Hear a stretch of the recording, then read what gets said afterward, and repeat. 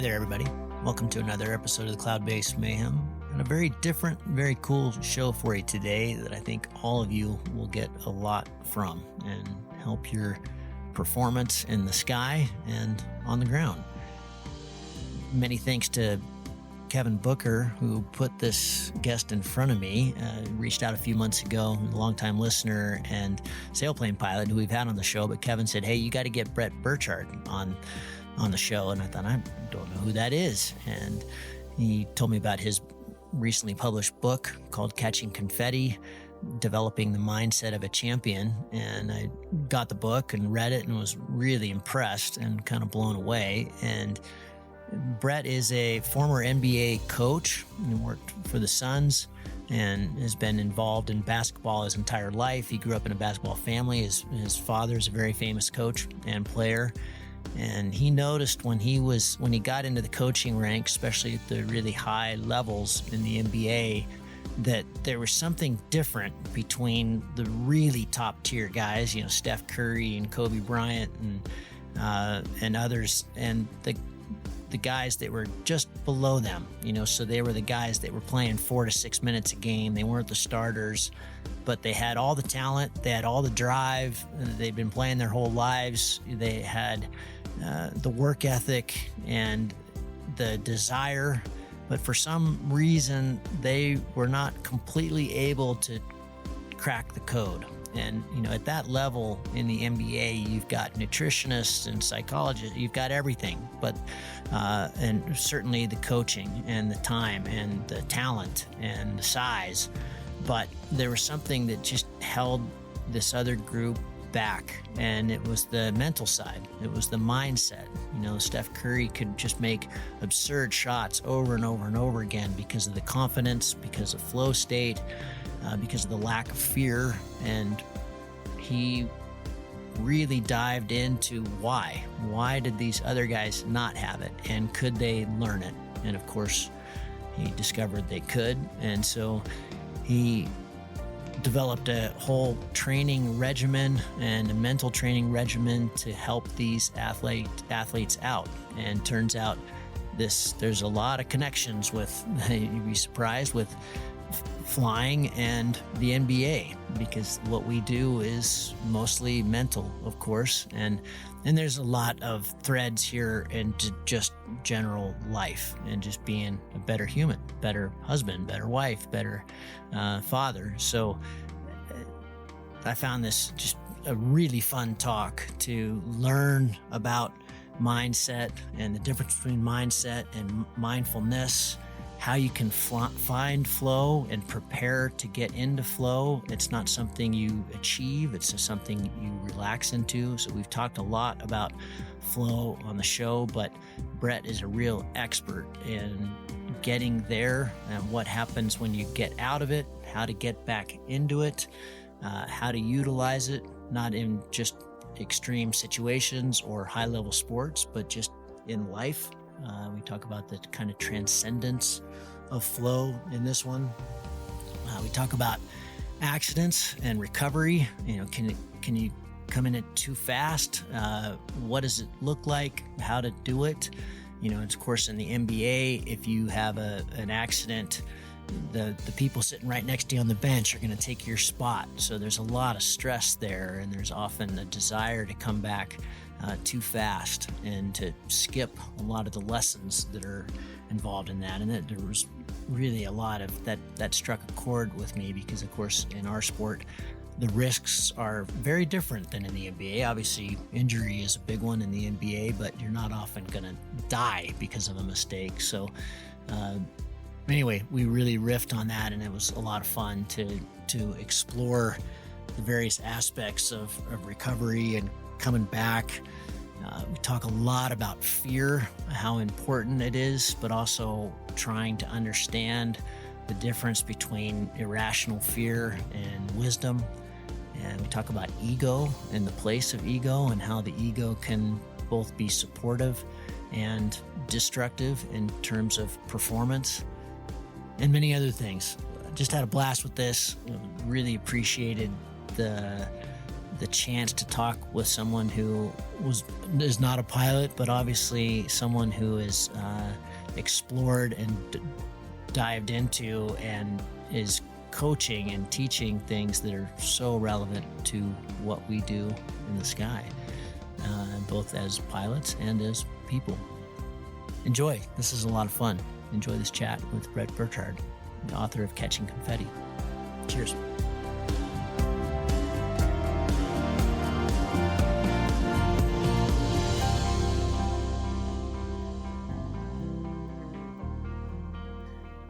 Bret, thanks for coming on the show. I've just finished up your book, Catching Confetti, and I'm really psyched that Kevin Booker, a mutual friend of ours, connected us. You know, he's a sailplane pilot. He's been on the show. I don't have many non-pilots on the show. You know, your journey has been in coaching and in the NBA and writing great books about flow and mindset. So we're going to get into all that, but welcome to the show. I really appreciate your time. I enjoyed having a conversation with you last week. We were kind of getting ready for all of this, but I think this is going to be a lot of fun. Yeah, cool. Thanks for having me. Jumping into uncharted waters here a little bit, but I'm excited to learn from you and have an interesting conversation on mindset and flow states and elite performance and how all those things come together and draw out the best of us. So thanks for having me on. Yeah, I'm really excited for it. Let's spend just a few minutes here on how the world got us together. What has been your journey? You've spent, I think, most of your career in the NBA in coaching, and then, you know, bring us to how you ended up writing this book with your co-author. It wasn't just you, but take us through that journey a little bit.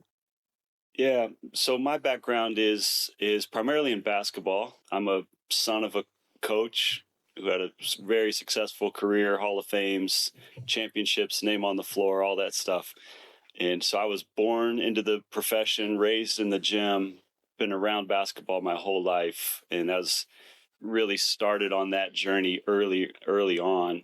Got into the coaching profession, following Dad's footsteps a little bit, and found my way into the NBA. So I've coached professionally for over 16 years, NBA, minor leagues, college, so various levels.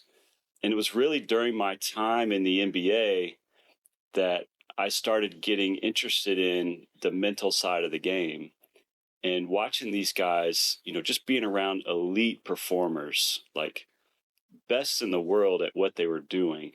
And seeing like, all right, these guys are different than me, different than other people I've been around before. And so I started learning from them and just seeing what made them tick and what they were working on and focusing in. And then at the time I was in the NBA, there was really a gap in the mental side of the game as far as development goes. It's getting more commonplace now. But at the time, I mean, our staffs, they had, of course, skills coaches and strategy coaches, and had athletic trainers and strength coaches working on their bodies, working on their skills, working on the strategy. But there was really nobody giving them focus on the mental side of the game. And I started thinking this was a real opportunity here because I was noticing it as a separator. The guys I was working with weren't necessarily the starters or the stars of the team.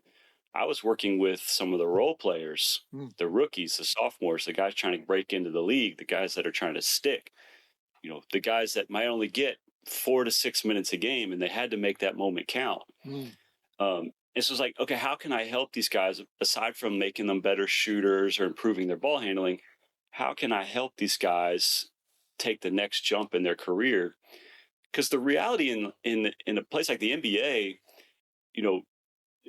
there's so many talented players. Like they choose 12, 15 all-stars a year, 20 all-stars a year, but there's probably a couple hundred all-star talented level players in the NBA. But there's a difference in mindset. And that was separating like the really great ones from the guys who were hanging on. So you're saying the technique and the ability and athleticism and all the things that you think about in an athletic sport like the NBA, they're more or less equals. It's this little thing, it's this mental part that was the separator. For sure. Here's a guy on our team that's like the best shooter in the gym on any given day. But when the lights come on and you're in the moment and you've got one shot to decide your fate, do you make it or miss it? And could he perform in that moment? Like, here's a guy that could jump out of the gym. He was more athletic than anybody in the league, but he couldn't apply that to what was going on in the game.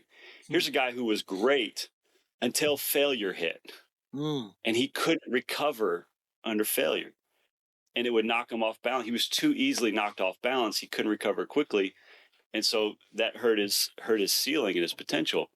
And so in my role, I was a development coach, and I just naturally, like, my own mindset is like, okay, I can teach. How can I teach this? How can I help people learn this? I wasn't going to settle for, oh, one guy's got it and the other guy doesn't. Yeah. It's just your DNA, you know. So I started digging in. How can I help these guys improve the mindset? Even if they can't get to the elite level, can they get to their best level? And so I started studying it, got deep into flow states, mindset, and then got connected with a guy in Ohio who's now a business partner of mine, and we wrote the book together, where we started really deciphering, okay, what's the operating system happening beneath the surface, like our subconscious mind, that's really driving us under pressure and under stress. And so we started diving deep into that, applying it to athletes and high performance, and that's what produced the book Catching Confetti, where we're just trying to offer a template and a guide for how to develop your own mindset to the best it can be. You know, help me convince my listeners, because they're probably going, okay, how does the NBA connect to flying? And you just said something, you know, flow state is something that's a really common theme on the show. So I think they're getting it. But, you know, in an NBA players in a game or something, you miss a shot that could you could blow the game, but you're not going to. But the risk is different. It's a massive amount of risk, especially for these guys that you're saying they've got this 4 to 6 minutes to make something, to make the team, to stay on, to make a mark. You know, not just be a fleeting glimpse through their career. You know that it's not ending; it's just starting. But help me connect the dots. You know, I know you're not a pilot, but yeah. I'm seeing a lot of synergy between, you know, taking that shot under enormous pressure and stepping off a mountain into enormously strong conditions, for example. I mean, just a lack of focus for a brief second can be literally fatal. Yeah, that's the separator, right? And in your world, it's physical fatal, like it's life or death. Literally, there's a physical danger to it. In a basketball world, not as much a physical danger as much as, you know, an insecurity or an emotional risk. You know, these guys I was working with in the NBA are putting themselves out there on display, vulnerable, exposed, facing the most intense competition under the most scrutiny that they're ever going to experience. So every time they put themselves out, like every time they show up to a game and step on the court, there's this like vulnerability that they're exposing themselves to be judged by others, to be criticized. You know, we have a saying in basketball, like the competition always tells you the truth. Like when you step out on the court, you're going to learn real quick. Are you good enough? Are you bad enough? Where's your weakness? Where's your strengths? Like, and at the NBA level, it's ruthless. It's relentless. You know, if you have a weakness, they're going to expose you to the whole world. And then it's going to be on Twitter afterwards, and it's going to be on Sports Center and ESPN. Like, so there's an emotional risk that plays into it. But so not the physical risk, but you're still like in these moments of pressure, whether it's a physical pressure, you know, physical danger, or there's an emotional risk. You're looking at how can I be at my best when the moment matters the most. And both of those things can distract you, can take you out of the moment, can cause you to be less than your best, whether it's a physical fear or it's, you know, it's a intangible emotional fear. And so these guys, you know, whether you're flying, whether you're playing basketball, if you're trying to get to the best of your abilities, whether you're just trying to be a good husband or a good father, like you're trying to get to the best of your abilities, it's like, how do I quiet my mind and tone down that subconscious mind that may be distracting me from my best self, so I can be at my best in the most important moments.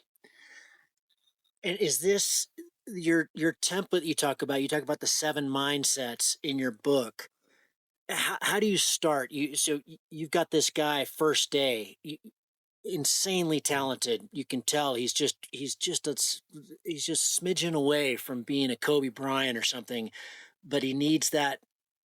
Where do you start him on that template? Where do you start? How do you help him focus or unfocus from what he needs to be doing? Yeah. The place we start is kind of a diagnostic. It can be self-diagnostic. We have a measurement tool we use, but it's trying to figure out, like, what is the real fear underneath. Like, we can say, oh, I've lost my confidence, or, I don't have confidence, I lose focus, whatever. There's an underlying fear or insecurity that drives our actions, our reactions, our decisions under stress and under pressure. And so we try to really quickly drill down to, what is that underlying insecurity or fear that is kind of ruminating beneath the surface, and this happening at a subconscious level. So we have to really peel back some layers to get down to the core of that. But that's what we're looking for. Yeah. Is the opposite of that confidence? I mean, is that the Steve Currys and the Kobe? Do they not have that fear, or how would you compare? Yeah. So those guys have learned how to, I wouldn't say they don't have that fear. They do have the fear. They've learned how to reframe every moment to quiet that insecurity that may be there. Okay. Steph Curry was like the poster child for me when I first got into this, because he was at the peak of his career at the time, and just doing things that are like unheard of. Like, how is he making that shot? How is he pulling this off? And looking so like relaxed and poised, and and it just he embodied that flow state mindset. And so he was the poster child for me. Is like, how do I get other people to adopt that, like to figure out how to develop that mindset.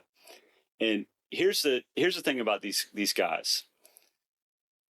The guys who perform well under pressure, it's not they don't have a special DNA, they got it, you don't.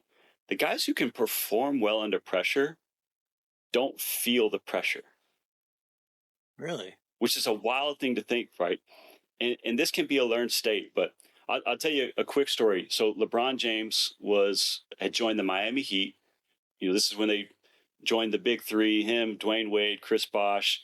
And you may remember, like, the opening press conference, he was like, this big promise, like, not 1, not 2, not 3, we're going to win 4, 5, 6 championships. Like, it was this big thing, right? And then it didn't start well, that dynasty, so to speak. They actually went to the finals and they lost. And then the next year, they're back in the Eastern Conference Finals, so the semifinals of the playoffs, and they're playing against Boston Celtics at home, and they lose. And now they got to go to Boston on the road for an elimination game. If they lose in Boston, they're eliminated from the playoffs. 2 years in a row, they haven't won a championship. It'll likely destroy the dynasty, probably kill LeBron's legacy. Like, there's a lot riding on this thing. And he's going into Boston, which Boston is a basketball town. The Celtics are have so much history. They love them. So they are ruthless. They are ruthless. LeBron would say, anytime I got to Boston, like, as soon as I landed, I could just feel it in my bones. Pressure cooker. It's just it's a brutal environment to go into. Well, he said this particular time, when he landed in Boston, he said, I felt nothing. I felt nothing. He went on to have one of the greatest playoff performances of his life. They won that game. They end up winning the series. They go on to win the championship that year. The rest is history. But these guys who can perform well under pressure, they don't feel the pressure. They're so in the moment. That subconscious mind is quieted down. That insecurity is not driving them in the moment. They're fully present, fully engaged. And would you say that LeBron, when he landed, he was already in a flow state? Was what you said something that I hadn't heard before. Maybe this was in Rise of Superman, but you can't achieve flow state. You relax into it. Talk about that. Yeah, 100%. You know, and this is the mistake I think a lot of guys, a lot of high performers and athletes make, is they're trying to obtain it. I got to get it. They're striving to it. They're struggling to get there. And that's not how flow works. Like, you receive it. And so the work we do with athletes is not about hacking into flow as much as it's positioning yourself to receive it. And part of that is quieting the mind. Part of that is your processes and your routines leading up to it. And so it's a receive state. It's a relaxed state. You're not going to, for basketball players, I have a lot of them come up to me like, hey, I've lost my confidence. And they're trying so hard to get their confidence back. And they're putting so much pressure on every shot. And every shot becomes an indictment on, am I confident now or am I not? Like, they've put all of their identity, all of their belief on the result. And that's giving them feedback on, am I allowed to be confident today or not? And it's this striving that keeps them stuck. And so what we really try to do is help them relax their mind, relax into a state, position yourself to receive that flow. And how do you teach a lack of striving in people with egos the size of the moon, I would imagine, right? I mean, I'm just picturing myself in the body of somebody who just, how do you not go, but what if I miss? What if I don't make, that's hard. That's some serious mental training. A lot of mental training, because it is our natural state, especially with high achievers, where you think, if I work hard enough, I'll get there. And that's the mindset that's been like drilled into our psyche from a young age. Sure, work hard. Just work harder. Just work harder. Just strive more. Just give more effort. Do more reps, and you'll get there. So it's very counterintuitive, and it's hard to break that default mindset. Yeah. But once they figure it out, it's a game changer for sure. Tell me about, I think it might be too much to go through all 7 mindsets, but there must be 3 or 4 these are the ones.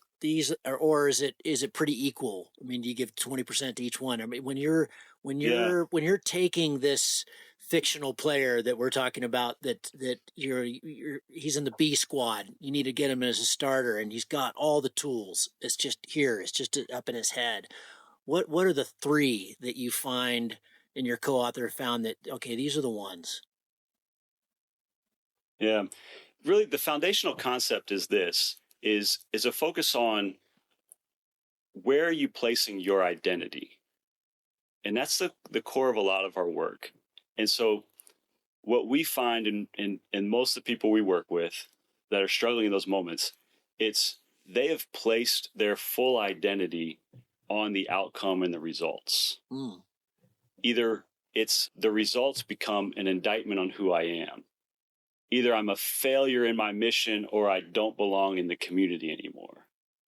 And so our brains are like biologically evolved to, we're constantly obsessed around 2 questions. Am I doing a good job, and do they like me?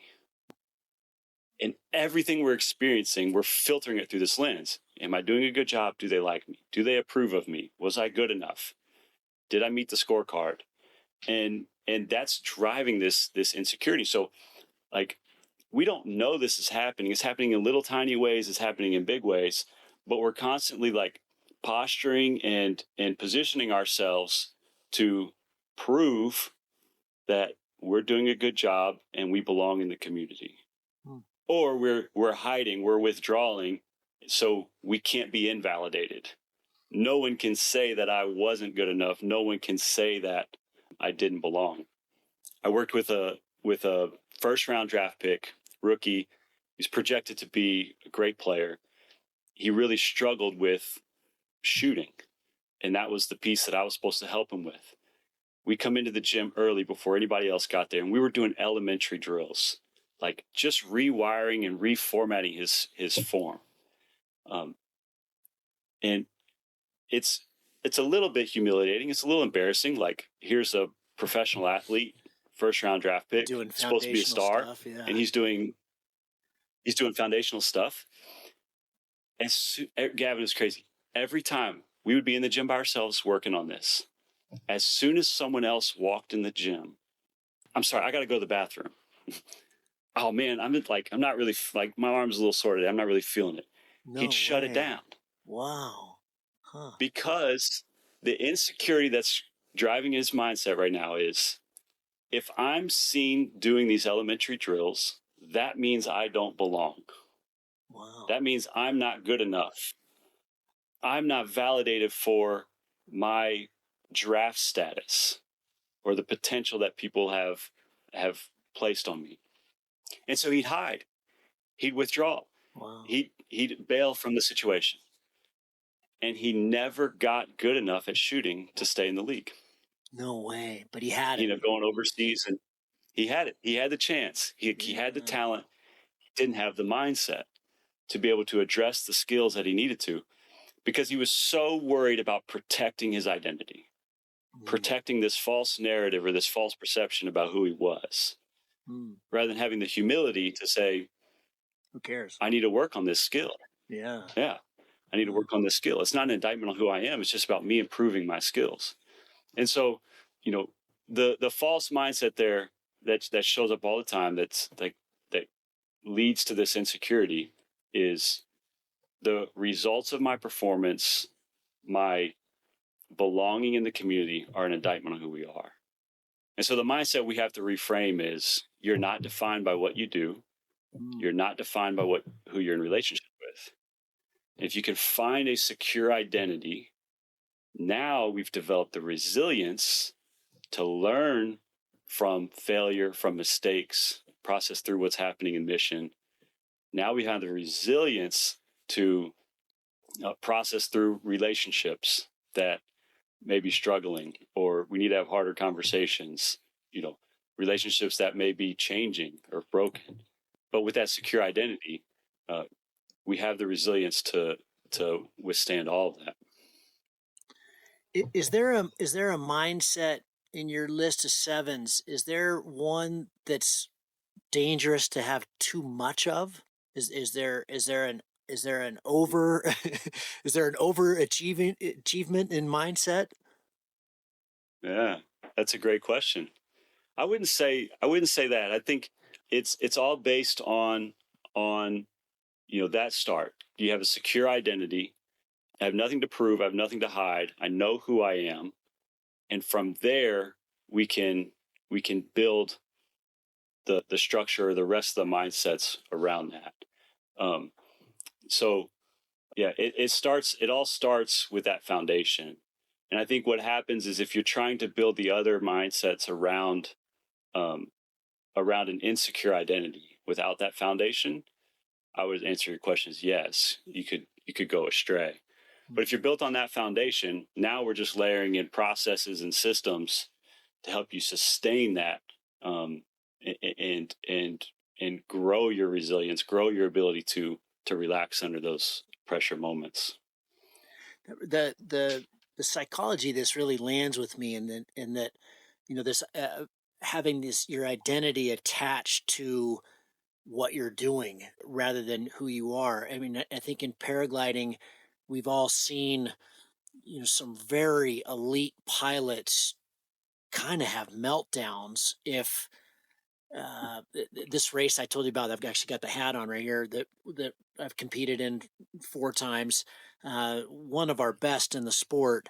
In the last edition, there was a really quite a nasty day where everybody flew, but it was really dicey, and he just pulled out of the race. decided it was too much because he had had a pretty scary incident in the race before, and he really didn't need. He's an incredibly fit guy. He could have just walked that day and still been in the race, but he was just mentally it was too much. And I haven't interviewed him about this, but I'm imagining one of the mental things that was too much was not just the risk side, but this is who I am. This is how the community defines me as an elite Red Bull X Alps athlete. And I imagine, the demons he was struggling with when he pulled out of the race was along those lines, was not just, hey, this isn't worth risking my life, which is everybody totally understands, but this is who I am.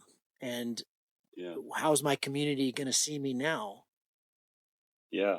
And if I can't live up to the standard that they perceive me at, how does that define me? That's the physical risk, physical danger is real and legitimate in your world, and it has to be taken into account. The other side of that is like, what we do with athletes is called a scenario switching exercise. It's like, okay, if you can walk up to the precipice, to the starting gate, to wherever it is, and imagine how this race goes. This is so counterintuitive to typical mindset training, because most people tell you to like imagine the perfect race, right? Everything going smoothly, like the perfect outcomes. And we actually do an exercise where we're going to imagine it going poorly. What is the worst possible outcome here? What could happen aside from death? Okay, let's take that one off the table. But let's say you don't perform your best. Let's say you crash and survive, but you don't finish well. Now look in the mirror. Who are you? Who are you? What's your identity? What does this moment say about you? And then we call it scenario switching. Do the opposite. Okay, go into the race and see it go perfectly. Now stand in front of the mirror and who are you? And if those two scenarios are like drastically different, how you see yourself, that's a clue that, okay, our identity is misplaced here. We are putting our identity on the results. And that's where it's starting place for us to work on. We had a player, if I told you his name, you'd know it, but he came through Phoenix on a pre-draft workout. And there had been stories written about him, just profile pieces, that he was like really big into meditation and mindfulness and all this. We came into our workout and he was billed as a great shooter, and he missed every shot in the workout. Like, you started feeling bad for him. You're like, I know you can make shots. I know you're a better shooter than this. And he missed every single one. And it's like a tryout, are we going to draft this kid or not? And so you start feeling bad for him.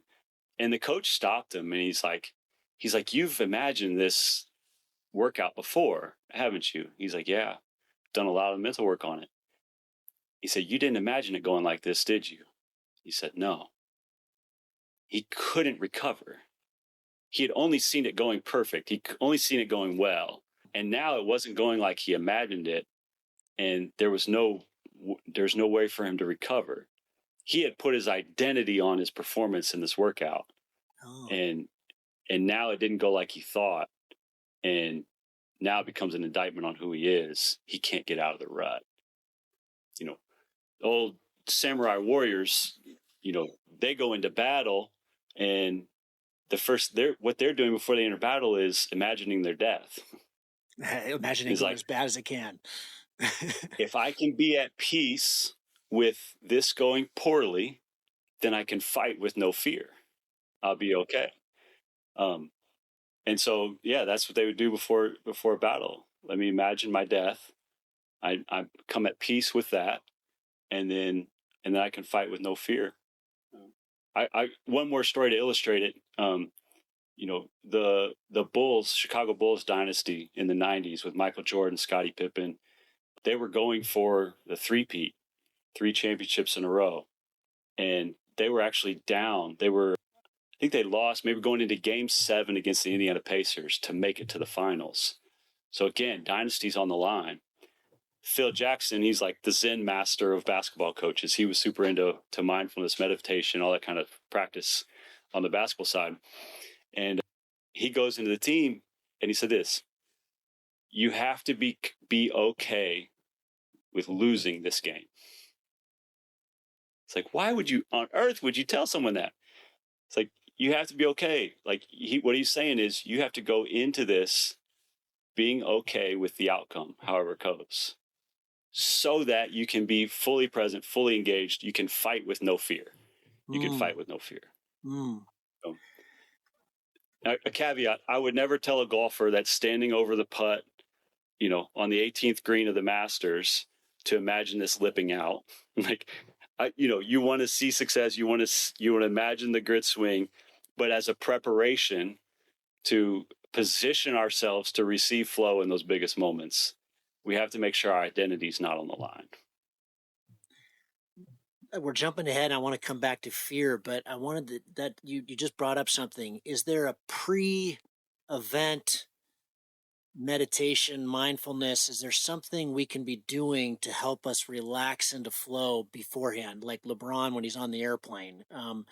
This is something that pilots struggle with.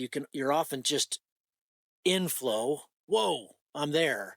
But then something can happen, whether it's nasty weather or suddenly gusty wind, or you find yourself in the lee where you're bonked out of it. Sometimes it just intensifies the flow and it's great, but other times it's not. Like you said, you can often be unrelaxed out of it. A stressor will kick you out of it. But I'm wondering if there's something pilots can do on launch, or the drive up the hill, or the hike up to launch, where they can prepare to try to enter into flow before the flight, before they're actually just suddenly the subconscious takes over. 100%. And this is part of the skill work we do with our training, but our meditation practice, we call it identity space. And it's creating this space where you can go to feel that secure identity. And so the scenario switching exercise is a great preparation practice. I do it all the time. I do it before a podcast with you. Okay, imagine this going terrible. How would it be? Imagine it's going great. How would it be? So I can show up, nothing to prove, nothing to hide. My identity is not on the line here. I'm showing up to serve. So that's a great practice. Our identity space meditation is about creating a space where you can go to feel the security of your identity, to know I have everything I need. I don't need anything from this performance. So now I can show up and engage with however the circumstances show up. Whatever variables happen, I'm ready to react to respond to and engage. Nothing here is going to be an indictment on who I am. And then we build triggers on top of that. And so how can you access that space, on a moment's notice? And so we activate all the senses around that so we can build in triggers. But the key here, and this is where I differ a little bit from the typical, mental skills training, is there's such an emphasis on mindfulness, right? Let's just breathe and calm and let emotions pass over you and all this. Like, and that's good. It's a starting place. But, I don't know if any monks have become like world-class pilots. I just don't know if that's happened. You may know of some, but if you're really trying to like achieve, like make something happen, accomplish amazing things, lead somewhere, change something, it's not just a mindfulness, a detachment from reality. It's how can I get to a secure identity so I can engage with reality from my best self. And so it's a mindfulness to start. Okay, let's become aware of the sensations that are happening, the emotions that are happening, the fears, whatever might be there. And now can we flip that into a mindset upgrade? Okay, how can I come out of this meditation, this mindfulness, and now engage with the moment that's in front of me? That's how you're going to make the most gains and most change. Yeah. You do a really good job of this in the book, and you just explained it pretty well there, but just give us a quick difference between mindfulness and mindset, because it's important. Yeah. Because Yeah. I the think that's, talk is all mindfulness these days. It's all mindfulness, but there's a it's the buzzword. It's the big thing, right? And again, it's a starting place. Okay. I'm not against mindfulness. Yes. sure. Be aware, pay attention to the sensations. We want to detach from maybe the feelings or emotions that could drive us unconsciously. Okay. Okay. Put a little separation between feeling and action. So we're not responding impulsively. But it's not just a removal from the world. It's not an escape from the world. Like the leaders I work with, like the ones who have done the most yoga retreats and mindfulness sessions tend to be the most like insecure and stressed out in the biggest moments. Like Interesting. I worked with a coach that came into the practice one day. We were in a tough stretch, and like he came in so angry and so mad. And he said it, this is so funny. He goes, "Man, I did yoga 3 times yesterday on our off day, and I'm still pissed off." it's like, yeah, because mindfulness isn't the end point, right? Okay, let's pay attention to that, and now let's rewire. Let's flip it. Okay, let's re-engage. Can we re-engage with a secure mind, a secure identity? It gives you somewhere to go. And if you're not activating that part, then hey, that's fine. You can go, sit on the couch and be enlightened in peace, with your life. But I usually work with like super ambitious high achievers who are trying to do big things and push the envelope. And so there has to be that mindset upgrade so you can re-engage. Let's dive into fear. I think you'd be a perfect person to talk about and explain to my audience kind of the psychological architecture of fear. You've mentioned it a bunch of times.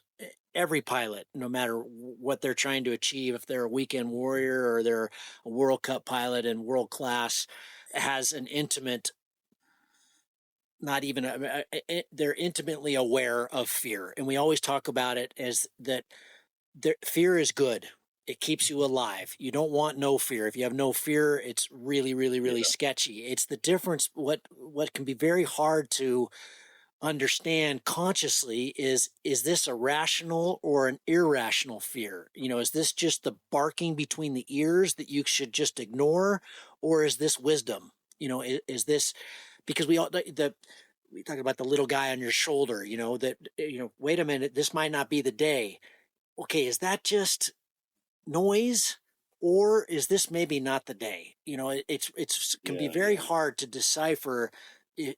Is this irrational or irrational on this day at this time? Are these conditions that I've got the skills for this?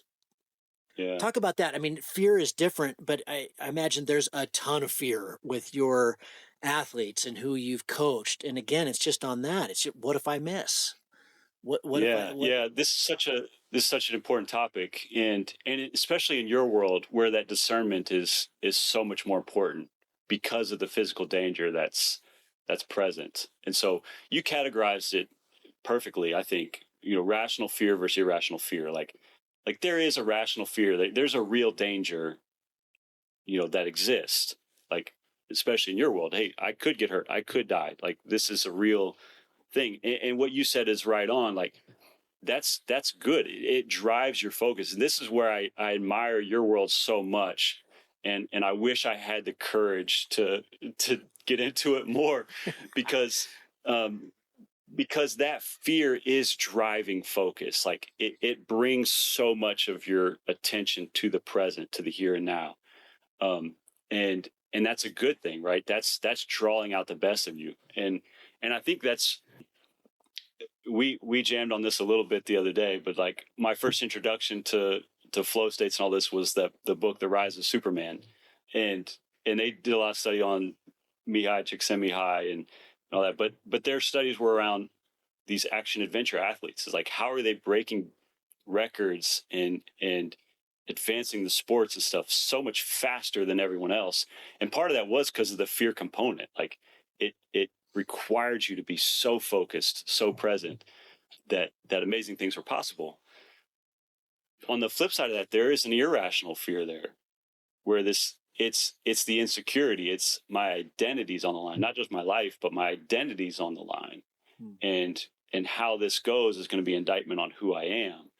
And so it is parsing out the difference between rational fear versus irrational fear. And I think, the rational fear, the risk, the dangers that are present, it's so valuable because it's going to force you to do your preparation, to improve your skills, to not cut corners, right? To be diligent in your work.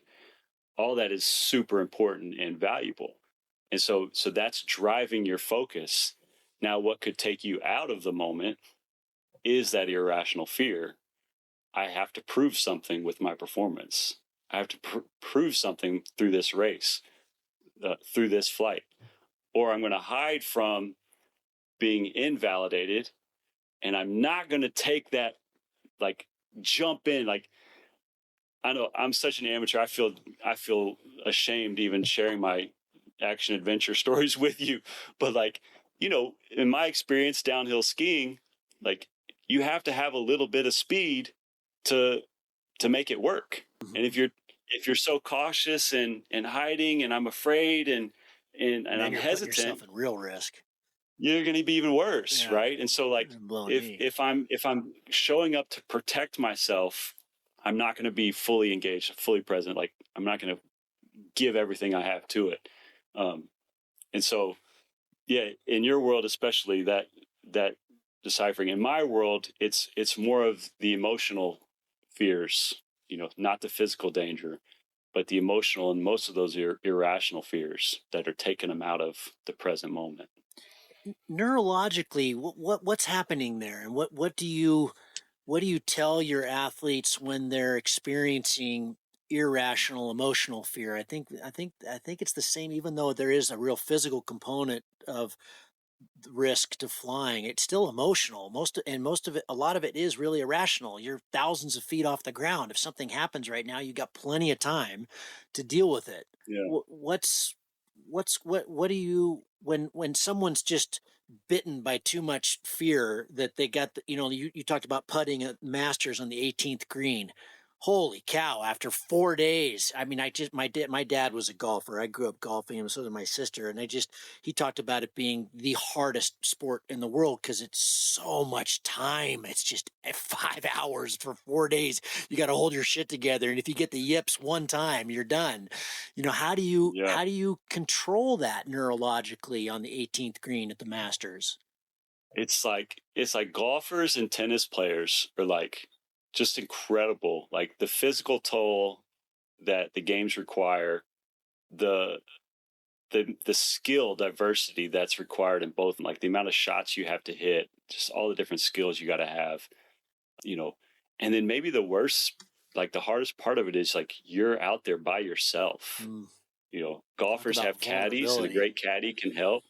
Tennis is now allowing coaching a little bit, but for the most part, you have no teammates to protect you or cover up for you. Like, it's you on the course, exposed to everybody.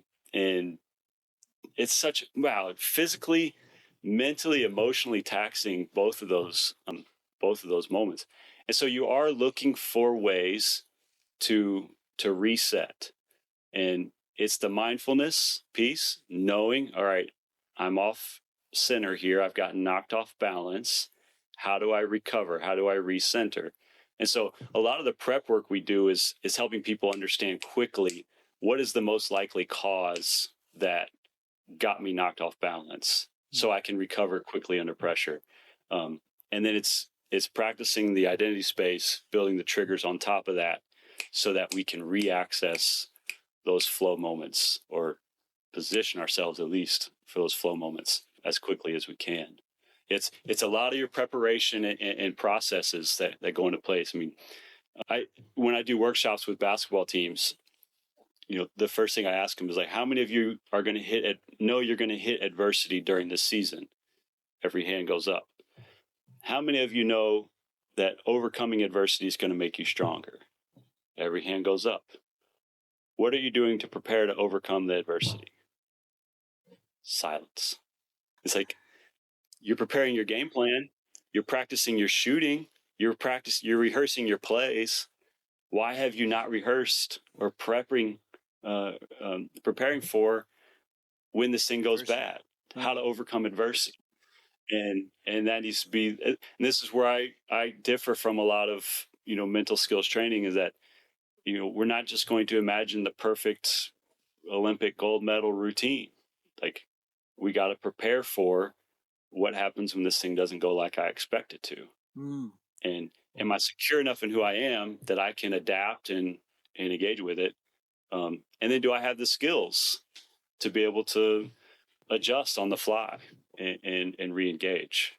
So that's got to be part of your preparation as much as the skills and strategy piece. We've been talking about there's a lot of science now behind visualization, and I would imagine that's a huge thing for NBA players, is just imagine, just seeing over and over and over again that jump shot going in, that just the technique and the coming off the end of your tips of your hands, and all that foundational stuff that goes in. I imagine that's a big part of training. I mean, it's something like you can get 90% done of actually doing it, just if you do it in your mind. But it sounds like you're talking about, and feel free to come in if that's not the case, but it also sounds like you're talking about it's just as important to visualize it not going well. Is it visualization? Yeah, and that's where for sure. And what you're talking about is true. I think there's more and more studies coming out now of how, like, injured athletes can do visualization techniques, that kind of stuff. Yeah, when they're laid up, come back quicker. Right. Yeah, catch right back up. When I was coaching in the NBA, the virtual reality was just starting to like seep into professional sports, and we were using that to, like, how can we train athletes that aren't injured, or that are injured and can't be on the court.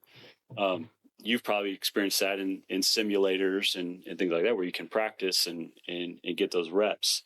But yet there's also the other side of the visualization from an identity perspective. How can I untangle my identity, my self-perception, who I am, from the actual results and the outcomes of my performance?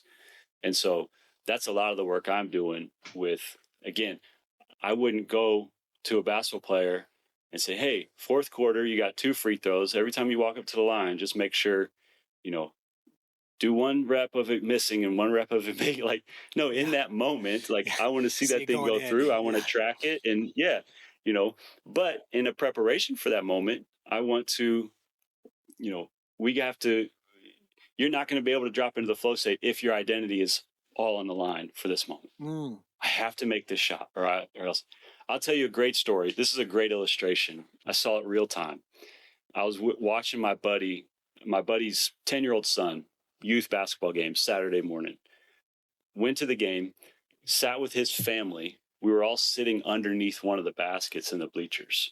So it was his dad, his mom, grandmother, grandfather, and 2 sisters. We're all sitting on the basket. The kid gets fouled. He's going to the free throw line. He's standing at the free throw line waiting for it all to get set up and organized before the ref passes him the ball.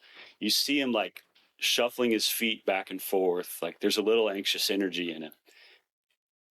And I'm looking at his eyes. He looks up at the rim, and then he looks down at us. He looks at the rim, looks down at us, shuffling back and forth. His eyes are going back and forth between the rim and between us. Say, what do you think's happening in his brain right now? Doubt. He doesn't understand this, but here's what he's saying. He looks at the rim. If I miss this shot, he looks at us. Will they still love me? Wow. If I miss this shot, will they still approve of me? Wow. If I miss this shot, will they? That's his identity is on the line in this moment, right? This was shown up in a 10-year-old kid, okay? But this is happening to us every day, all the time. Do they like me? Am I doing a good job? Right. He gets the ball. He ends up missing the free throw. He crashes in there to get the rebound and put it back up. Everyone goes crazy.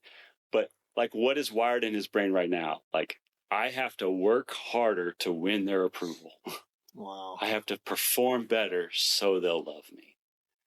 And that's the when you talk about what's the irrational fear driving us in these moments, that's it. That's the core of it right there. What do you think about athletes who claim, and I've got a few examples of this. I don't know Alex Honnold really well, but I don't know if you saw Free Solo. It's the scariest movie you've ever seen if you haven't seen it. The only thing that saves you is you know that he lived. It's insane, right? I mean, just free soloing El Cap. But they talk about it in that movie that he's got a different, they studied his brain and he's got a different amygdala than the rest of us have. So he's got a different relationship with fear than most people have. I have a buddy that I used to do a lot of hairboating, a lot of whitewater, really seriously dangerous whitewater kayaking. And one of the guys I did it with was a Red Bull athlete, or became a Red Bull athlete after he and I paddled together for years. And he claimed he didn't experience fear. So for him, it was all moves. Everything was just moves. It was just a series of making moves. And I saw him huck off stuff down in Mexico that there's no way you couldn't be scared to death. But he claimed he just didn't, his heart rate wouldn't go up. It would just stay down at kind of 70, 80, almost resting heart rate. And I have a pilot friend who said he had to learn how to assess risk with paragliding because he didn't have fear, and he knew that that was dangerous. Logically, that he knew because I don't have fear, I have to approach this differently than someone would with fear, because that's guiding their decisions. What do you think about that? Is that possible, or is that something we should want to achieve? Is it even achievable, and is it good? Yeah, I would say, yeah, I've watched the documentary and read the studies about him and his relationship to fear, and I think that's 100% true. And look, there are guys like, I'm not saying that I can develop myself to become Steph Curry. Like, he has a genetic makeup that I will never have, and helps him access a place that I'll never be able to get to. I can develop myself further to get to the best that I could get to. And my relationship to fear has a lot to do with that, rational fear and irrational fear. And so for sure, there's DNA constraints there. There's genetic, factors at play. And each of us has our own unique wiring in all that. But it's about how can we access our best self. So can I improve my relationship to fear?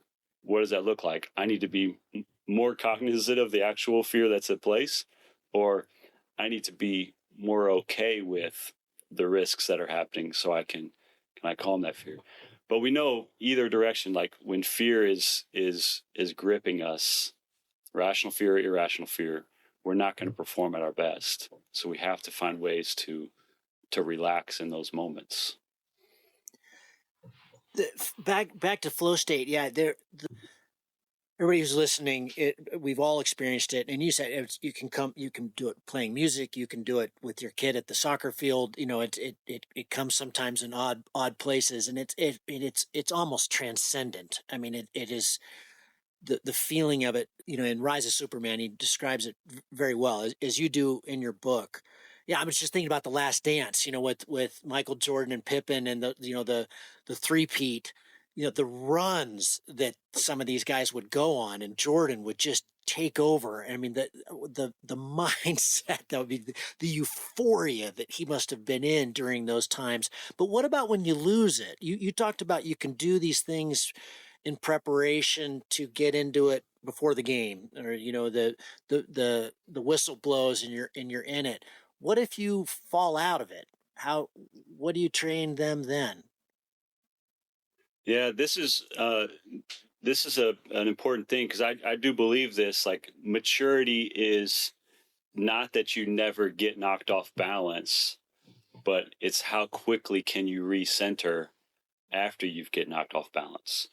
And so, these guys who have these incredible runs over long periods of time, it may look on the outside like, man, they were in flow for like 6 straight years. How is that possible? It's like, what's more likely is they were able to recenter and reposition themselves, on the fly. in the moments. And a lot of times, you mentioned this earlier, where like a change in circumstances will jolt your attention back into the present. Like maybe you start wandering, maybe your mind goes on autopilot a little bit, and you come back. The one of the cool stories with Steph Curry, it's like his breakout game in the NBA. I think he dropped like 55 points in Madison Square Garden or something. It was a national televised game. Like it was the moment where he like landed on the scene and came into public consciousness of how great he was. I had a friend who was on the coaching staff for the Warriors. He told me that Steph actually missed the bus to the game that night. Whoa. It's like, oh, so you mean the perfect routine, the perfect process, all that didn't line up, and he had the best game of his career to that point. Like, wow. It's not that you never get knocked off balance, that I did my routine perfectly all the time. It's how quickly can we recenter? How quickly can we get back to the present, to now, and refocus? And so what you're calling out is exactly right. And there are routines, triggers we can build in place that can help us get back in the moment. You know, you mentioned this, and I think this is a great, easy, practical way for people to start building kind of routines and triggers. Is take an activity that you just enjoy for the sake of the activity. Nothing to prove, nothing to hide. Your identity's not on the line. Like, you just love it. It could be like swimming in the pool. It's playing in the backyard with your kids. You know, it's grilling out on a Saturday. Like, what is that activity? And then start building triggers around that activity. Triggers should activate all the senses. Play a song on repeat before, during, or after that activity. Have the same drink attach a smell or a scent to that activity. It takes some time, 25, 30 times, do this over and over and over. But what you're doing is you're attaching an extra sense to that physical activity. Your brain is making a connection between the two. Quick story of application. I live in Phoenix, Arizona. It's warm and sunny all the time. We can be out by the pool all year. So I had an afternoon routine where I would sit by the pool. I would drink a smoothie in the sun. It was like the perfect relaxation moment for me. Nothing to prove, nothing to hide, no ambition, nothing on the line. I did that every day for like a month. Well, now when we were in Milwaukee, second night of a back-to-back, things weren't going like I wanted them to. I was starting to get frustrated. I was knocked off balance. Well, I can't go sit by the pool in Milwaukee in January. How do I recenter? Well, I just get a smoothie, have my smoothie on the way to the game. My brain felt like I was sitting by the pool again. Wow. It helped me relax. I attached a trigger to that moment. And so a practice we do is helping people develop these triggers. So now in the moment, hey, I'm in the cockpit and I got to access, maybe there's a token in my pocket that makes me feel like, or reminds me of throwing the ball in the backyard with my son. And that's a moment I feel really relaxed. And so we're trying to attach the senses to and build triggers around these moments that put our mindset in the best possible state. I like that. That sounds a lot like EMDR. Are you familiar at all with EMDR therapy? Not as much. Tell me. Well, and I can never say it right.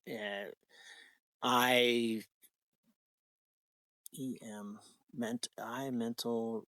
It's basically the trigger thing is exactly the same. Mine is the pond right down the street here, where I got involved with this after a death of a really good friend of mine in an avalanche, my kind of main backcountry partner, and it's retraining your brain. Especially, it's especially useful with PTSD or any kind of Mm, trauma where you're trying to get your brain to map to something good, and working through something bad, but often our brains just go to the horrible, and it's kind of mapping to the sitting by the pool having a smoothie, and you're just visualizing it, and then adding the trauma and visual go add but you're at the pond and it's surrounded by flowers and the ducks. Mine's the pond down the street where there's ducks and it's beautiful and all these kids play and the dogs run in the water, and it's the most peaceful place to be in the world, and nothing can hurt me there and nothing can be bad. And so, and eventually that the death or whatever the trauma is, whatever the PTSD that you're experiencing is light. It's still there. It's never going to go away, but your brain is remapped to trigger it as life. yeah, yeah, that's great. You're trying to rewrite that narrative that your Yeah. brain is circling around. The D is Um, desensitization. I can never say that word. yeah, Desensitization. yeah, yeah. No, I'm tracking with you. I'm tracking with you. Yeah. And a similar practice we do, and we do it through the identity fears, through those insecurities, is like trying to track where was that introduced. I mentioned that moment with my friend's son, in his youth basketball game. It's like most of these identity fears or insecurities that we live with, some of them are wired into us genetically. A lot of it comes from just experiences we've had in our life, whether it's one big powerful moment that like introduced this fear to us, or death by a thousand paper cuts, where just we keep getting nagged by it. But trying to go back and relive those moments. A lot of them happened in childhood. Like children are great recorders, terrible interpreters. So Mm. what happens in childhood, we just write it on our heart, write it on our mind, and we keep it forever. And we need to go back and reprocess and be like, hey, what was actually happening in Mm. that moment? My dad's insecurity caused him to react to me in this way, which introduced a insecurity in my own, or a lie in my own mindset. Mm. I need to go back and rewire that from 10-year-old me, Remap it. forgiving my dad for, what he said or how he responded or how he acted. And rewriting the narrative in my own mind that that's not true. That's a lie about who I am. What's Mm. the truth about my identity and who I am? What role what role does ego play in working with these athletes in the NBA? I mean, I think again to the Last Dance, just the brilliance of Phil Jackson dealing with these guys that they're ballers, right? And they're making so much money and they can have anything. And I mean, Rodman, how do you deal with a guy like that? I mean, I'm just wondering how. I'm coming back to this word wisdom for some reason right now. How do you push past that and and get to the real wisdom with these guys where maybe you're trying to peel back that onion, that hard shell that they've had to develop to perform and be in the big leagues. And this could be any sport, this could be any elite thing, but where does that play, where does Yeah. ego play into mindset and kind of mental stewardship? Yeah. This is such an important topic because I think, ego it gets misconstrued or misinterpreted or misunderstood. Um, so I'll address this from two angles. One, from like a coach's angle, because I work with a lot of coaches too, and in the NBA, like you're working with a lot of big personalities, and like we've said, they've got a lot on the line. They're making a lot of money. They think very highly of themselves, and so you're trying to manage your way through this. And what I try to encourage coaches a lot is like, you know, these guys are insecure. You know, you think they're lazy, selfish a-holes, but really they're human beings with insecurities and fears that are trying to protect themselves. Hmm. Some of the best coaches I've been around, one of the things they do great is they protect the athletes from themselves, those attacks on their insecurity. Yeah. They're giving them a shield where they don't feel threatened at the core, which is, it's a pro move. The master move is now help them transform those insecurities so they're not blindly driven by them, which is the work I do. But when a coach can see that and is like, okay, these guys aren't actively resisting me because they hate me, when a coach's identity is not on the line, he can see them for who they are and speak to the insecurities that might be under the surface. But from an athlete standpoint, like this term ego, it got misinterpreted a little bit. I don't want to throw complete shade on it, but like, ego is the enemy became like the big thing. Mm-hmm. Like we got to fight against the ego, and you got your mindset is made up of good wolf, bad wolf. Like you got to starve the bad wolf, and like to me, I look at the opposite approach. Like ego's not the enemy. Like ego is just information. It's clues. It's signals. It's telling me what to pay attention to. Like mm-hmm. I have desires. I have ambitions. There's things I want to happen. There's things I want to be true. And it's paying attention to that ego. Like let that ego rage. Like let's draw that out. And then get under the surface is like, why do I want this? Why do I want this so bad? Like I have this desire to be first, to win the championship, to have a perfect score, to, whatever it is that you're needing. Like we do an exercise in our programming. It's like, let those desires rage. Like don't stuff them down. Don't suppress them, because all that's just information. It's clues, it's signals. It's stuff to pay attention to. What's going on in me that I need to pay attention to and work through. And so it's fine. Like, let that out. Let that, pursue your desires, pursue that. And now we pay attention to, why do I want that? What's under the surface there? Is there an insecurity that I'm hoping that winning the championship, running the perfect race will quiet that insecurity in me? Or no, I want to see the best of myself. I want to get to the bleeding edge and see how good I can possibly become. And so I don't like to, ego is like, I don't have an ego, or often that guy's too egotistical. Like, yeah, let's bring it out. Tell me, like, leave nothing on the table. I do this with the teams I work with. Like, no hidden agendas here. Tell me, what do you want out of this season? Be honest about it. And they're going to come up and say, I want to be MVP of the team, or I want to be MVP of the league this year. Awesome. Thank you. Like, let's be honest about our desires and what we want. And then we can get underneath it and figure out the motive behind those desires. But yeah, ego's not something to resist or punish or, try to suppress. I think it's gotten a bad connotation in that sense. Interesting. Talk about failure and in a sense, in our world, in the flying world, accidents are a big deal. There's two main ones.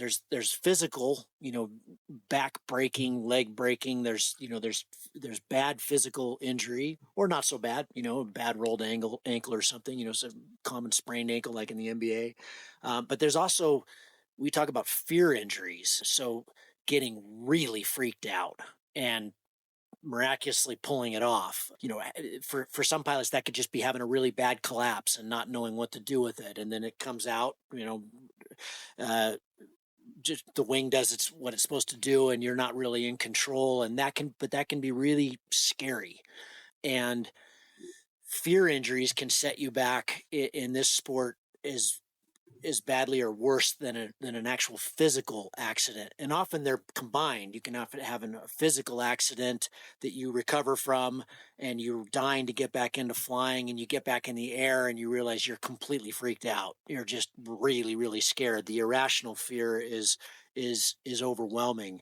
We've talked a lot over the years in the show about getting over this. I'd like to hear your perspective, because I imagine there's a ton of pressure on the folks you work with when they're hurt. The world's passing you by. There's the guy next to you on the seat is more than happy to take your place, especially NBA. I mean, or sorry, NFL. I mean, those guys are always getting hurt.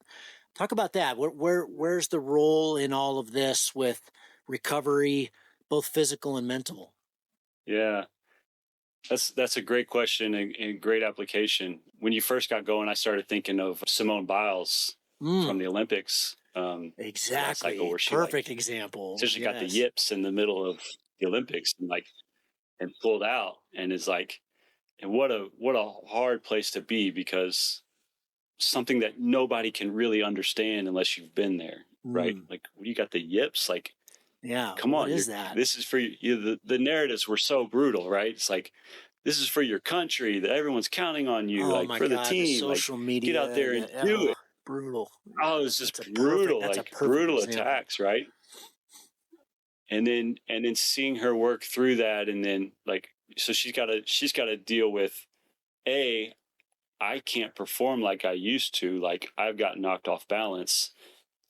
B, I'm getting attacked, and now if my identity's in this persona, or my status as an Olympian and Team USA and gold medalist and all this, and now I'm getting attacked on that too. Like, what the confluence of all that come together, just brutal thing to work through. And then see her work her way back into performing again and process through that.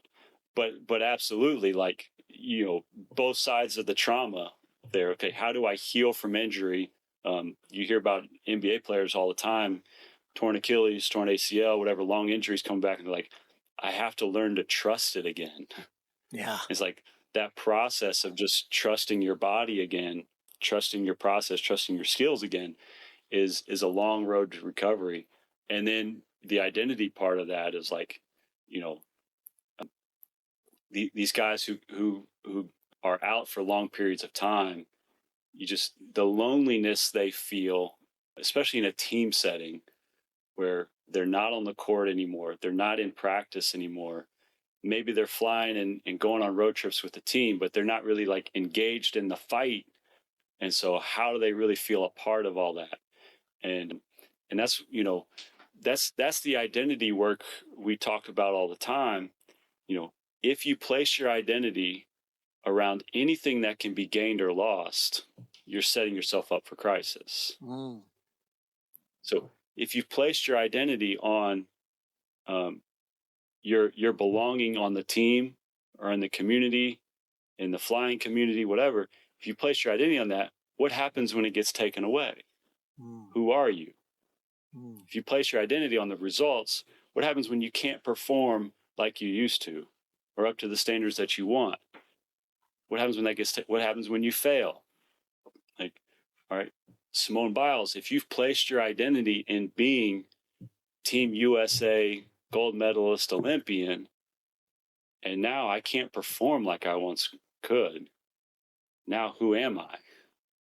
What I see is in Simone from outside observer is, okay, here's someone with a secure identity, because she could process through that, live with the misunderstanding, the misjudgment, the disappointment that other people felt, but persist through that, have the resilience to keep going, to get back on the beam, to get back on the floor, and get herself back into competition.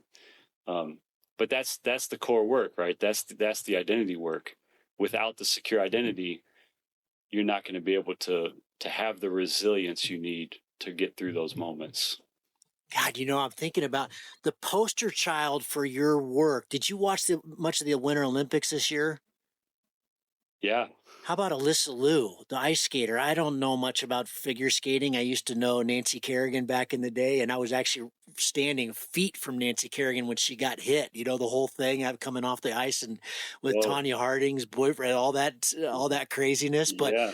But my daughter got really into watching ice skating this winter, and Alyssa Liu, that's her name, right? Do I have that right? Alyssa Liu, she got the gold, but that was such a cool story. And it's exactly what you're talking about. I mean, she quit the sport whatever it was, 18 months ago or 2 years ago when she was 16, because the pressure and everybody just constantly telling her what to do and when to train and when to come and the whole thing. And her whole identity is completely wrapped up in figure skating. And she just said, I'm out. I'm done. I'm going to go hang out with my friends. I'm going to party. I'm going to have a nice time. I need something else in my life. And then came back and crushed it. And and the other two skaters, the other girl and I wish I would have written this down. The gurus, the guy skater who was supposed to win everything, and the pressure just crushed him, and he had the quad god, exactly, yeah, and Alyssa, but just her final skate, you could just tell, you can see authenticity and you can feel authenticity, and just watching it on NBC, you're going, this girl's just loving this, she's having so much fun. And because she kept saying, I don't care about the results, I don't care where I place, I'm just here to have fun. And yeah, a lot of people say that, but how often do you see people live it? And you could tell she wasn't going to make a mistake, because she was just having one. She's having so much fun and smiling. And even you could tell that she had lived losing. She had lived the experience of not doing well, and she'd visualized it, and she'd done all the work like you're talking about, and doesn't matter. I'm not scared of that. That doesn't define me. I don't care if I win or lose. And then, of course, she's going to win. It was so awesome.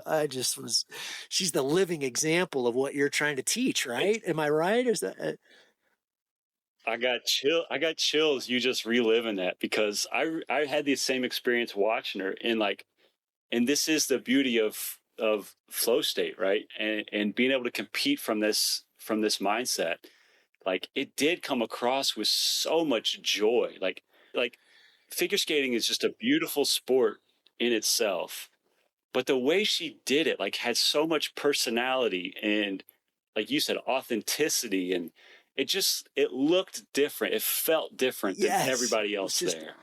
And she did. And I think her, the other part of that was, like, when they announced the results at the end, like, she was just as excited for the girl who got second. I think it was her first medal of the Olympics or something. Like, she was so thrilled for her. Like, that's someone who's not up there driven by ego. Like, she has nothing to prove, nothing to hide. I'm not here for my own validation. I'm here to just express the best of who I am. I'm just here. I'm in the Olympics. I've already won. I'm just here. I'm doing it. It was incredible. Yeah. You could just feel that, though. Yeah. It wasn't this verbal, people always say that there's always going to be the cliches, but she was living it and everybody knew it. Oh, so cool. Living it. To me, this is like the perfect encapsulation of, like, what is flow state.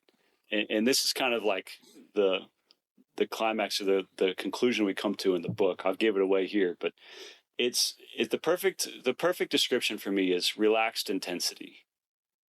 And this brings together everything we've just talked about, but, like, it's an intensity of focus, right? It's not a furrowed eyebrow, stressed out state. Like, I'm grasping at focus, but it's something that drives your attention to the moment, to the present. In your world, the natural fear does that. Like, it brings you fully present into the moment. But then there's a relaxed presence. I have nothing to prove. I have nothing to hide. My identity is not on the line. I can just show up and be. And now I can cooperate with what unfolds in front of me. Like, the race or the flight doesn't go like I expected, but I have nothing to prove, nothing to hide. It's okay. I can cooperate. I can adjust. I can adapt. And because my focus is all here, like, whatever conditions happen that knock me off course, my brain doesn't go, oh no, they're going to think I'm so bad. Oh man, they're going to think I don't belong here anymore. Oh, my performance isn't. No, my brain doesn't do that, because I have nothing to prove, nothing to hide. My identity's not on the line. I just re-engage. Oh, new variable, new circumstance. How can I adapt? Right. And I just go all out. And I think that's what Alyssa did. Like I've got nothing to prove, nothing to hide. I'm not here for validation. I'm just going to express the best of what I got. That's what LeBron James did when he showed up in Boston. He said, I have nothing to prove, nothing to hide. Just be fully present, fully engaged. I want to go for it. Another great Olympic story. Shaun White. Might have been 2018, if I got the right year. But heading into the Winter Olympics, and the poster child for Team USA for the Winter Olympics, right? Everything's about Shaun White. All the ads, all the marketing for the Olympics, NBC, come watch us. You're going to see Shaun White make history. He hadn't even made the Olympic team yet. He's still going through the trials. And he's got like 3 races or 3 runs in the finals of the trials. And first one, he drops into the half pipe, and he said, I was so amped up, my legs just gave out, and he fell. So he takes the lift back up to the top, and second one, he drops in, and everything's going perfect. Great run, great run. The last one, for whatever reason, he changed a technique or something, and he ended up falling. So now he's on his 3rd and final one. He's still got to qualify, and everyone's expecting him to be the Olympics, and he hasn't qualified yet. So he's at the top, and he's discussing with his coach. He's like, what's the plan? What do we do? How do we get there? How do we get there? And then he hears the race announcer like, Shaun White, go, go, go, go. And he's like, I don't have a plan. I don't know. And the coach is like, just go for it. And he dropped in, kind of like Steph Curry, like I missed the bus. Like I have no time to really overthink this. I just drop in and do it. He landed a perfect score. It was only like the second perfect score they'd ever handed out. But he's like, there's this amazing things happen when it's like, you want it, but you got to have this little, I don't care what happens. Yeah. Like LeBron James, you got to have a little bit of this. I feel nothing. Like Alyssa Liu, you got to have a little bit of this. I'm not here to win gold. I'm just here to skate my best. There's this little, I don't care about the results. And then great results end up happening because you can get into that state. I've got nothing to prove. I got nothing to hide. Be fully present, fully engaged. That's, to me, flow state, the relaxed intensity. Under normal circumstances, this would be a perfect place to end, but I got to ask you one more thing, because you do this in the book and you do it very eloquently.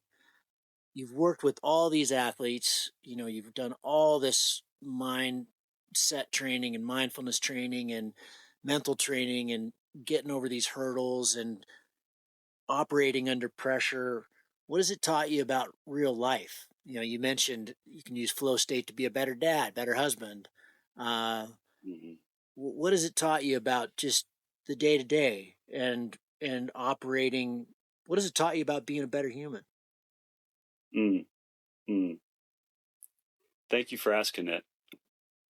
Because to me, this is like why it all is so powerful. It's like what we can learn in these peak experiences, standing on the mountaintop, standing at the starting line, standing in the center court in the big arena. We can have these peak experiences every day in the smallest moments.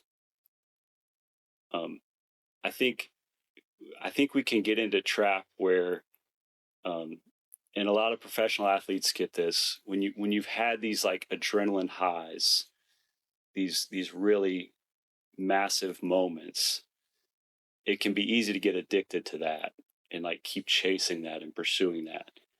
And the real life-changing moment is when you can have that same experience on a date with your wife,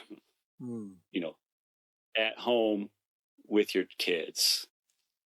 I was just at the park the other night, watching these kids play, Little League baseball.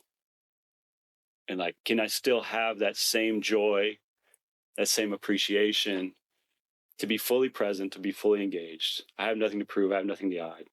my identity is not wrapped up in my son's, batting average, like in T-ball, but I can just be there and enjoy, can that be a peak experience in life? Just like whatever you experience on race day. And that is the work. We find it.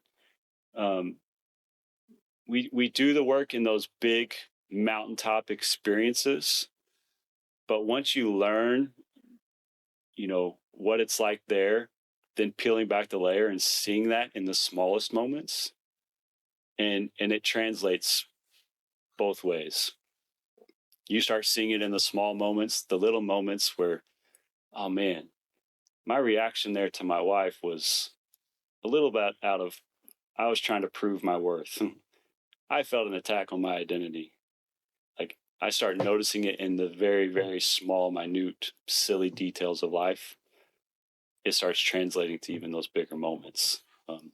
But it is, to me, this pursuit of flow state, this pursuit of positioning ourselves for flow state, that is life's experience. That is life's ultimate goal. How can I position myself every day so today can be a peak experience? I have nothing to prove. I have nothing to hide. I'm not distracted or discouraged by the past. I'm not insecurely fantasizing about the future. I'm future focused. I'm present engaged. I'm not separating myself from life's challenges. I'm not removing myself from the real work that needs to be done. Not just being mindful, but I'm getting that mindset upgrade. I'm re-engaging with life. I'm re-engaging with the present circumstances so I can make an impact. I can make an impact on my family. I can make an impact on my community. I can make the world around me a little bit better. But I can only do that if I'm showing up from my best self, not distracted by fears, irrational, not driven by insecurities, but show up from a secure identity and make a real impact on the world around me. Bret, great, awesome stuff. The book Catching Confetti is fantastic. All you listening, make sure you grab it. It's a hell of a read. It's a lot of fun and very different from a lot of, I guess you would classify it as a self-help book. I don't know that it maybe has a negative connotation, but it gives, it's a template. Like you said, it gives you something to work on. And it was fantastic to connect on this. And I think my audience is really going to jive with a lot of the things you're talking about. It's cool to see all the fibers come together. But Bret, appreciate you, man. Thanks a lot. Thanks for the book, and thanks for your contributions, and thanks for coming on the show. I appreciate you. Yeah, thanks for having me. It's really awesome conversation. Thanks for inviting an outsider into your world and conversation. Love the work you're doing. Admire the risks you all take every day and how it's changing you and impacting you. So I have a lot to learn myself, but inspired by what you're doing. So thanks for letting me be a part of it. Thank you. Appreciate it. See you out there someday. If you find that Cloud-Based Mayhem valuable, you can support it in a lot of different ways. All of them incredibly important to keep this show going. You can give us a rating on whatever platform you listen to. You can blog about it on your website or share it on social media. You can talk about it on the way up to launch with your friends. I know a lot of good conversations have happened that way, and of course, you can support the show financially. The show does take a lot of time, a lot of editing, storage, music, behind-the-scenes cost, and all we've ever asked for is $1 a show. We put out a show every 2 weeks, so if you gave us $1 a show, that's $25 a year.